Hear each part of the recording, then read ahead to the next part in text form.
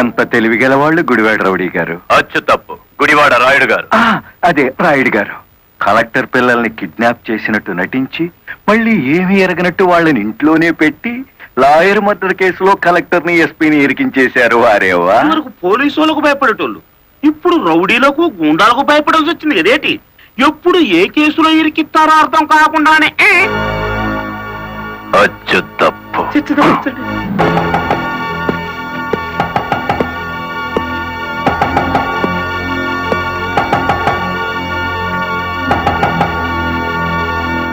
Madam, ఒకప్పుడు ఇదే police station లో నన్ను సస్పెండ్ చేయించారు, గుర్తుందా?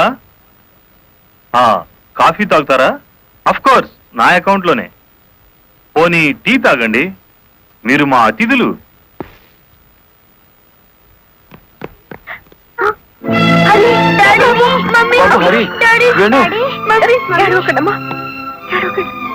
అంకుల్, మా డాడీని మమ్మీని విడిచిపెట్టండి అంకుల్. విడిచిపెట్టడానికి మీ మమ్మీ డాడీ జేబులు కత్తిరించలేదురా, పీక కత్తిరించారు.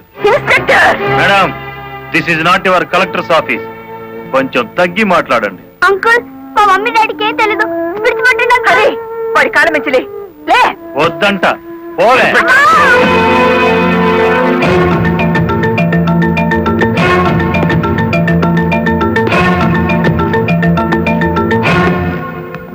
గవర్నమెంట్ మీ చేతుల్లో లాఠీ పెట్టుండొచ్చు కానీ లా అండ్ ఆర్డర్ ని మీ ఇష్టం వచ్చినట్టు ఆడుకోమని పెట్టలేదండి. షటప్. ఆపండి ఎస్ఐ గారు. ఈ 100 గజాల పోలీస్ స్టేషన్ కి మీరు కింగ్ అయితే హైవే మొత్తానికి నేను కింగ్ని. అయితే ఏం చేస్తావు? అడుగు అడుగునా బండి ఆపి మీరు చేసిన చండాలాన్ని డబ్బు తీసుకోకుండా ప్రచారం చేస్తాను. అస్సలు నిన్నే మూసేస్తే నేను విడిపిస్తాను. అన్నా, దయచేసి పిలుపులో వరుస మానేయండి సబ్ ఇన్స్పెక్టర్ గారు. తమరెందుకు వచ్చారో చెప్పండి. నల్లకోటు నడిచి వచ్చింది అంటే ధర్మం ఇనుప పాదాల కింద నలిగిపోతుంది అని అర్థం. నేనెందుకు వచ్చానో తెలుసా? నల్లకోటు మాట లేని చెవులు వినకపోతే పిడికిలి బిగించి నాకు తెలిసిన న్యాయాన్ని అమలు చేద్దామని. కలెక్టర్ గారిని, ఎస్పీ గారిని విడుదల చేయండి. ఇవిగో బెయిల్ పేపర్.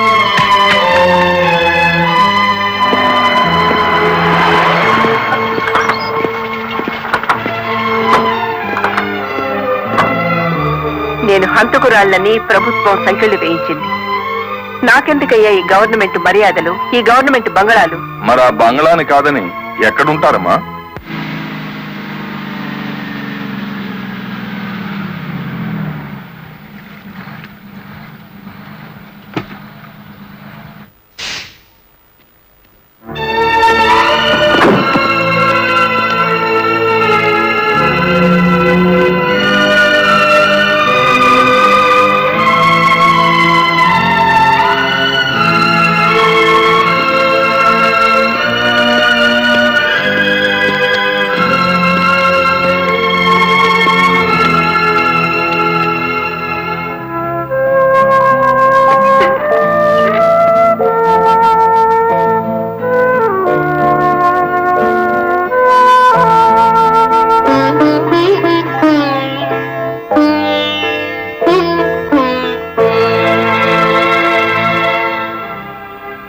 కాలు మీద కాలేసుకుని కూర్చునే కలెక్టర్ అమ్మ చాప్ మీద పడుకోవాల్సి వచ్చిందంటే దానికి కారణం నేనే అయ్యాను. నా లారీ అమ్మి ఇల్లు కొని పెడతాను. ఆవిడ కావాల్సింది ఇల్లు కాదు, పరువు. పోయిన పరువు తిరిగి తీసుకురావాలి. కలెక్టర్ పరువు పాయే ఎల్లి దైవేరుపేటలో తొంగింది కదా, నా నెత్తి మీద పిడుగు పడ్డాడు కదేటి.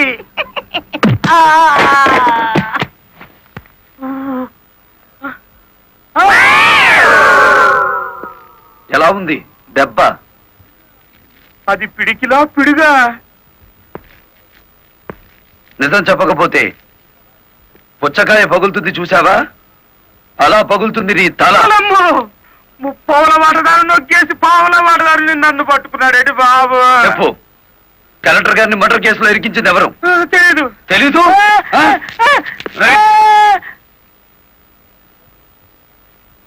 నిన్ను కొట్టను, నీకో వరం ఇస్తాను. ఏడు బాబాది. నిన్ను సుఖంగా చంపుదామనుకుంటున్నాను. లారీ ఫ్రంట్ టైర్ కింద పడి చేస్తావా, బ్యాక్ టైర్ కింద పడి చేస్తావా, హ్యాండిల్ బార్ పెట్టి కొట్టి చంపనా, పెట్రోల్ పోసి తగలబెట్టనా? నీకేది ఇష్టం? అయ్యి బాబు, నా పాడుపడ వచ్చేటి.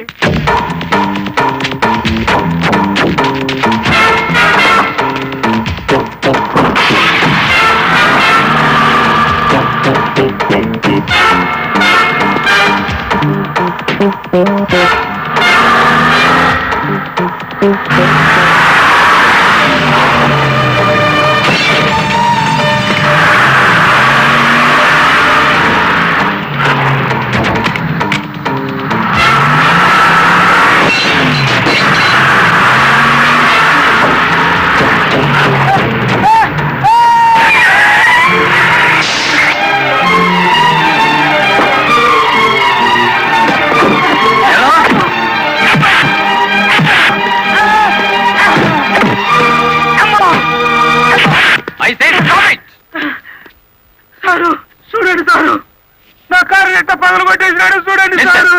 ఎందుకు ఇలా చేశావు? వాడి సెకండ్ హ్యాండ్ కారుని కొడితేనే అంత గించుకుంటున్నాడు. నా ఫస్ట్ హ్యాండ్ పెళ్ళాన్ని కిడ్నాప్ చేసి తీసుకెడుతుంటే నన్ను చూస్తూ ఊరుకోమంటారా? కిట్టాపా నేనా? అవును, నీ కారులోనే ఉంది. ఓనమ్మో ఇదేంటి? చూసేసుకోండి, కింద మీద మొత్తం చూసేసుకోండి. అమ్మో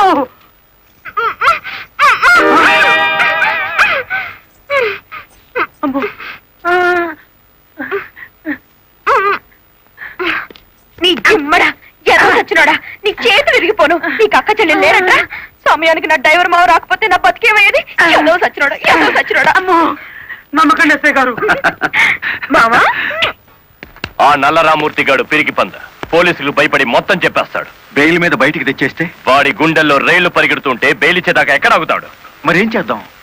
ఇంకో 10 నిమిషాల్లో పోలీస్ స్టేషన్ లో కరెంటు పోతుంది. 11వ నిమిషం నల్లరామూర్తి గాడి చావు కేక వినపడుతుంది. రేయ్, ఆ ఏరియాలో కరెంట్ తీసేయండి.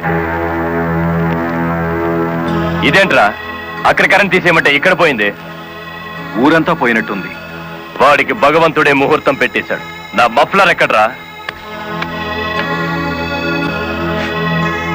కొవ్వొత్తి వెలిగించండి.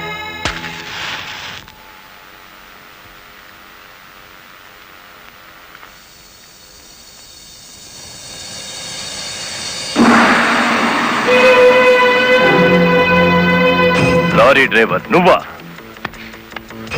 అవునరా, గుడిబేడ రౌడీ. అచ్చు తప్పు, గుడివాడ రాయుడు. అచ్చు గుద్ది చెప్తున్నాను. ఇక గుడిబేడ రాయుడి పేరు గుడిబేడ ఓటర్ల లిస్టులో ఉండదు. నువ్వు చంపుదామనుకున్న నల్లరామూర్తిని నేను స్టేషన్ నుంచి కిడ్నాప్ చేశాను. నల్లరామూర్తిని ఎవరో కిడ్నాప్ చేశారు సార్. స్టేషన్ సెల్లో నల్లరామూర్తిని నువ్వే కిడ్నాప్ చేశామనడానికి ఆధారంగా నీ మెడలో గొలుసు అక్కడ పడేశాను.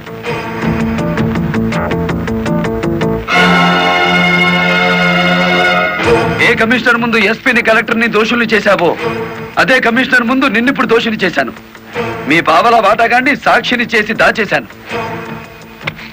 రేపు ఉదయం కోర్టులో నోరిప్పే వరకు నల్లరామూర్తి నల్లపూస అయిపోతాడు. రేపు ఉదయం కోర్టు తెరిచే వరకు టైం ఉంది కదరా. ఈలోగా ఎన్నో జరిగిపోవచ్చు.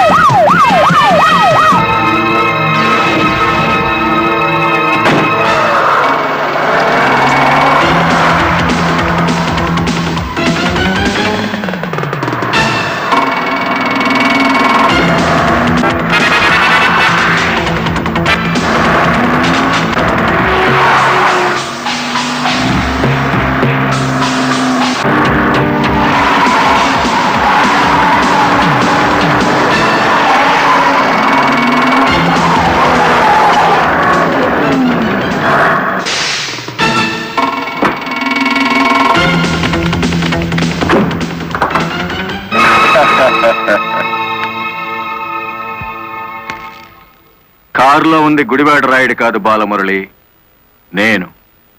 నీ ఆవేశం నిన్ను 120 కిలోమీటర్లు తీసుకొచ్చింది. ఇప్పుడు 6 గంటలైంది. మరో 3 గంటల్లో కోర్టుకు బయలుదేరే నల్లరామూర్తికి గుడివాడ రాయుడు డ్రైవర్ పేటలోనే సమాధి కడతాడు. ఇప్పుడు నువ్వు గెలిచినట్టా, మేం గెలిచినట్టా?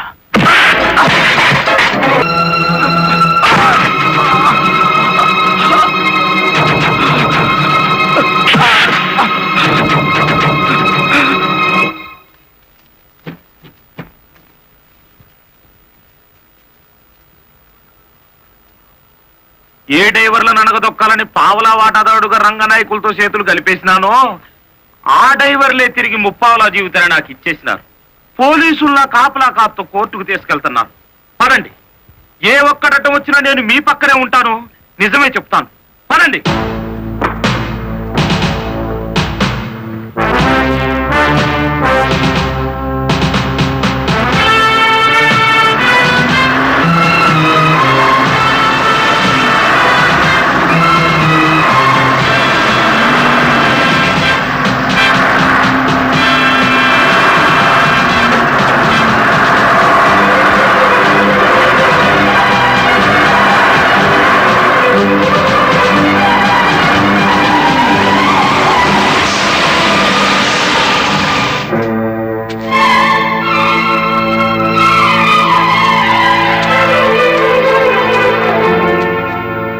కస్టడీ నుంచి తప్పించి తీసుకువెళ్లిన నల్లరామూర్తిని మర్యాదగా మాకు అప్పగించండి. నల్లరామూర్తిని మేమే స్వయంగా కోర్టుకు అప్పచెప్తాం. తమరు కుర్చీ దిగిన కలెక్టర్, మీ అడ్రస్ ఒబే చేయాల్సిన అవసరం నాకు లేదు.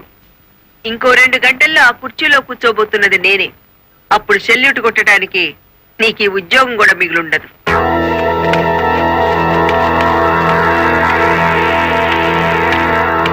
ఎస్ఐ గారు, ఇది అధికారంతో జరిగే పని కాదు, మీరు తప్పుకోండి.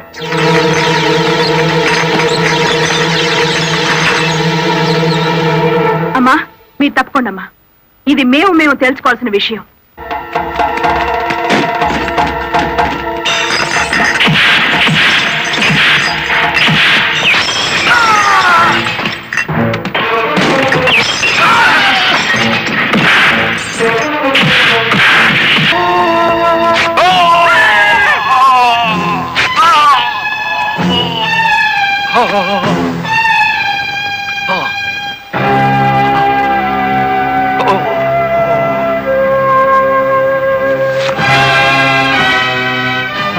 దౌర్భాగ్యుడా, కన్న తండ్రిని కళ్ళ ముందే కత్తితో నరుకుతున్నా చెరించని నీలాంటి కొడుకుని బతకనివ్వడం పాపం గనక కాల్చి చంపుతున్నా.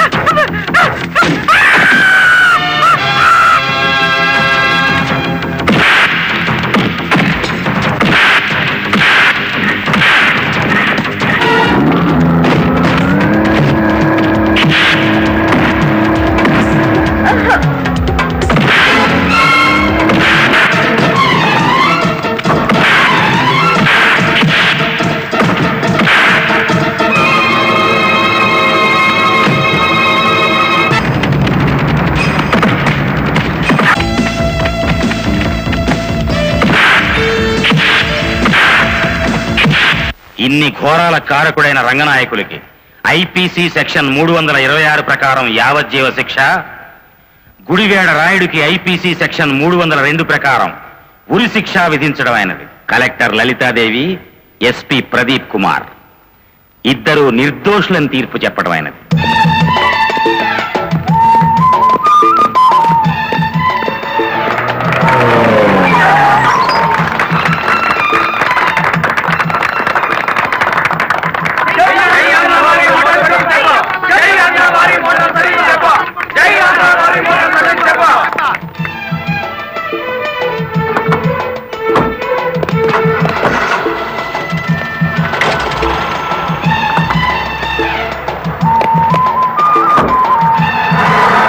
మామా, గవర్నమెంట్ కారెక్కి కలెక్టర్ అమ్మా, పోలీస్ కారెక్కి ఎస్పీ గారు వాళ్ళ డ్యూటీ మీద వాళ్ళు వెళ్ళిపోయారు. నా లారీ ఎక్కి మన డ్యూటీ మనం చేసుకున్నాం పాదా. ఇంకా నీ లారీ ఏమిటి, మన లారీ.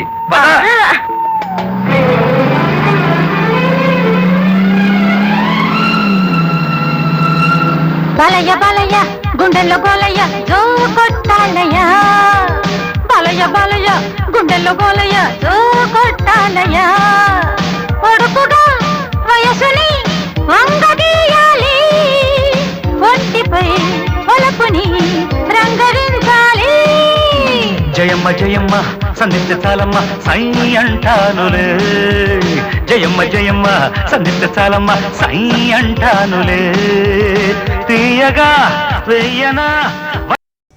కామన్గా ఎక్కడైనా వర్షం పడితే మేఘాల నుండి చినుకులు పడతాయి, కానీ ఒకచోట మాత్రం చినుకులకు బదులు వజ్రాలు జాలువారుతాయి.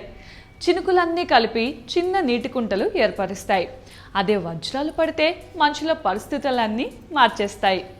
వర్షంతో పాటు వజ్రాలు పడే ప్లేస్ ఒకటి ఉంది. అయితే అది ఎక్కడ? భారతదేశంలోనేనా లేక వేరొక దేశంలోనా? అసలు అలాంటి ప్రదేశం ఉందా లేదా?